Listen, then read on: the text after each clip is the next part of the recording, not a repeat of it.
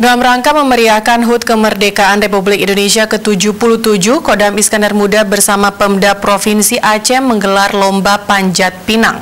Pangdam Iskandar Muda Maijen TNI Muhammad Hasan membuka kegiatan yang bertajuk Kenduri Kebangsaan, dipusatkan di Blampadang, Kota Banda Aceh pada Rabu 17 Agustus 2022.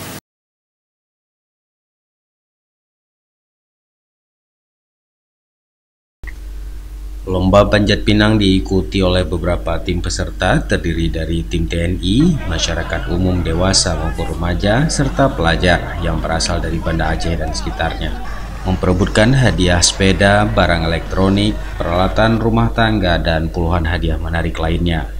Pangdam Iskandar Muda Maijen TNI Muhammad Hasan dalam sambutannya menyampaikan lomba panjat pinang sudah menjadi tradisi yang turun-temurun yang selalu diadakan di setiap HUT RI. Hal ini bukan hanya sekedar untuk mendapatkan hadiah, tapi terkandung nilai yang tinggi seperti kekompakan, kerjasama, saling bahu-membahu, dan semangat pantang menyerah seperti yang diwariskan oleh para pahlawan. Kita akan menyaksikan sebuah permainan rakyat yang sudah menjadi tradisi turun-temurun di Indonesia ketika merayakan kemerdekaan, yaitu panjat pinang. Ya. Jadi panjat pinang bukan hanya sekedar cari hadiah, tetapi di sini ada nilai-nilai yang terkandung sangat tinggi, yaitu nilai kerjasama, kekompakan, dan semangat pantang menyerah. Nah, itulah yang ditularkan pada momen ini, karena semangat pantang menyerah, saling bahu-bahu bekerjasama adalah nilai-nilai yang diwariskan oleh para pejuang kita dalam berjuang.